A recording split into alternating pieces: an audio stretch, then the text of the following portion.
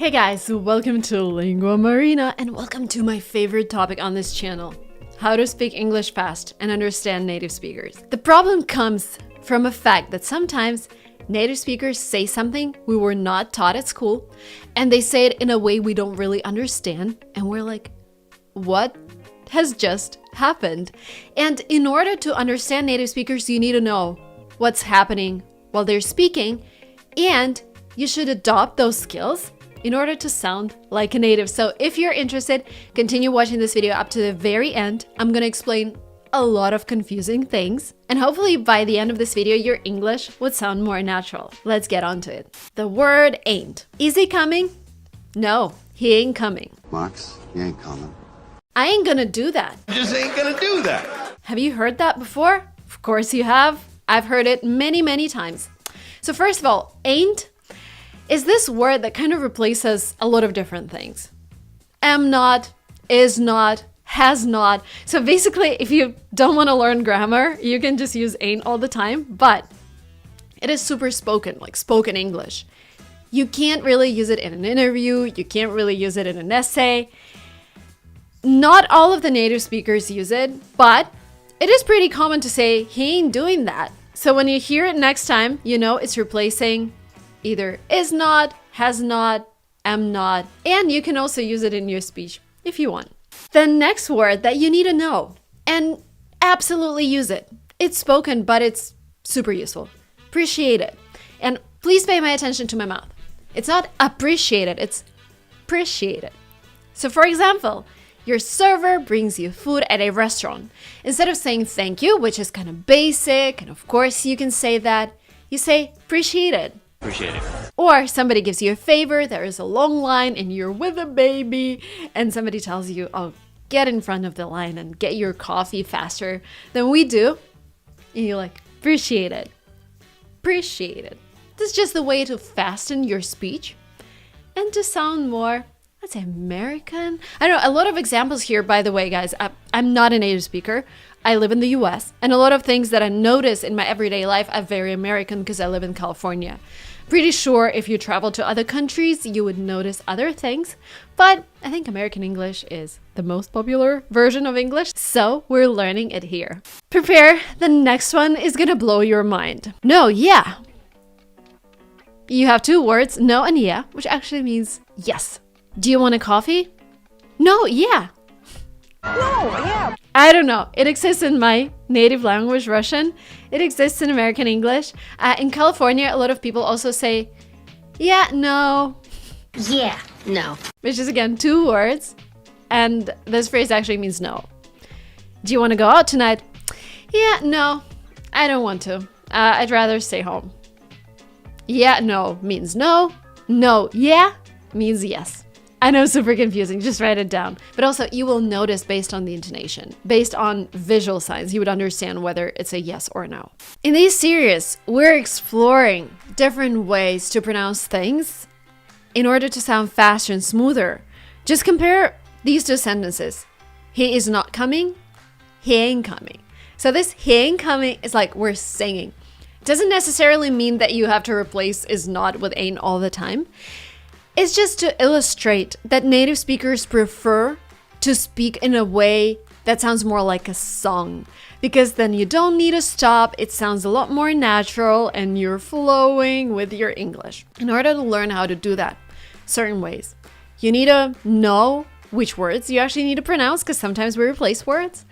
You need to know where your tongue goes, you need to know how to open your mouth, and you need to know your intonation. So there are several aspects. And this is basically muscle memory. When I just started speaking English a lot when we moved to the US, my jaws were hurting just because I was using different muscles. Because with different language, we use different muscles. And if you look at wrinkles of people from different countries, they are always different.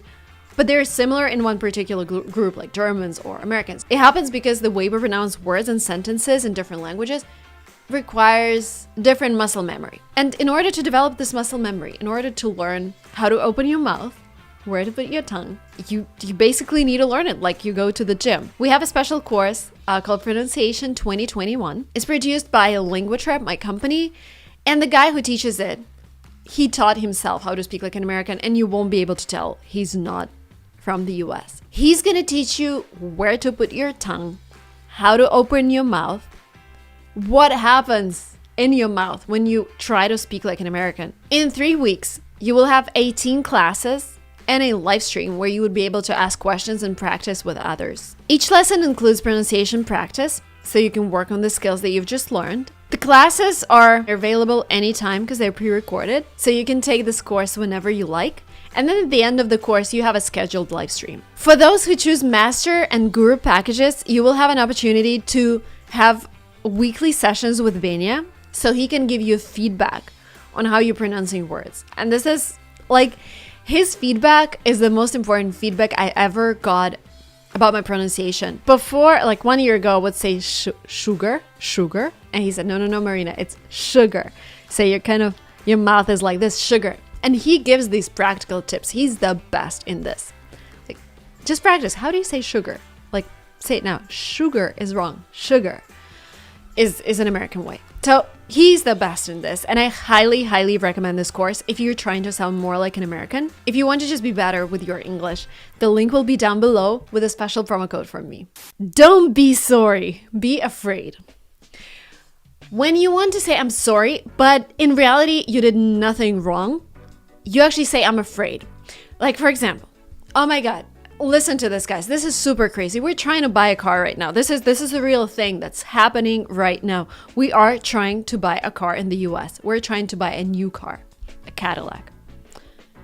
There are no cars. And because there is a chip shortage and chips that are manufactured at a particular plant somewhere in China, they had to stop due to coronavirus, and now all the new cars require this chip. That's why I've been waiting for my Tesla for 10 months, and now we're trying to get a Cadillac because we want a big family car, and it's unavailable. You have to wait for like 4 months if you're lucky. So we come to this car dealership, and I tell them, I want to get a Cadillac. And instead of saying, I'm sorry, miss, we don't have any Cadillacs available, they tell me, I'm afraid we don't have anything available. Because, like, they haven't done anything wrong. They don't need to apologize and say, I'm sorry. So they say, I'm afraid we don't have any available. Or just to give you a couple more examples so you understand how the phrase is used, sometimes you talk to a person and they explain some concept and you're like, I'm afraid I don't understand it. Because you're not making a mistake by not understanding what they mean, but you say, I'm afraid I don't get it. Or I'm afraid I don't understand it. And I hear this phrase, I'm afraid, a lot. Normally when people don't have anything left, like Cadillacs or chocolate. I'm afraid we don't have any chocolate left.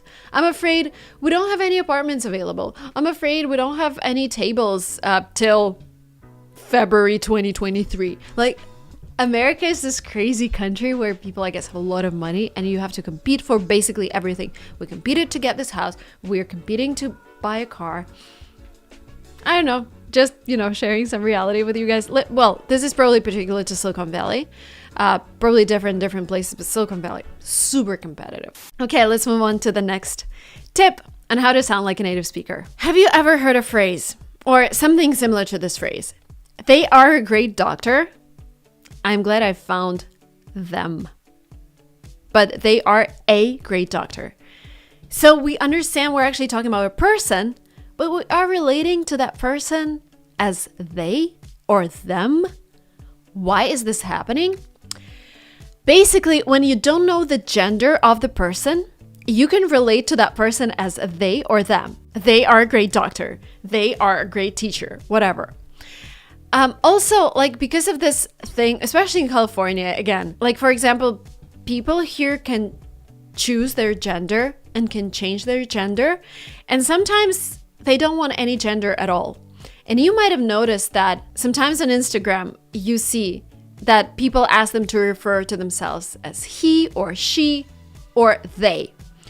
So when they choose they, that means they are gender neutral. They don't want to be associated with male or female. My pronouns are they, them, but no worries. And yeah, you refer to them as they. So don't get confused. It's actually a single person. just the way we refer to that person. And also, again, in California, there are a lot of gender neutral restrooms. There are certain rules. For example, you don't have to have a gender on your birth certificate anymore, because you might decide later when you grow up. You know, you can have different attitude to what's happening, but I also see how it's beneficial for some people. Again, something that's happened in California. Again, sounds really weird for me as a Russian. We don't have something like that in Russia, but this is a reality here. Thank you guys so much for watching this video up to the very end. This video is a part of my series, so I put them all together in a playlist that you're gonna find right here, and I hope you're gonna enjoy it because, oh my god, this is the best, right? Native speakers explained. Okay, talk to you soon in my next classes. Bye bye.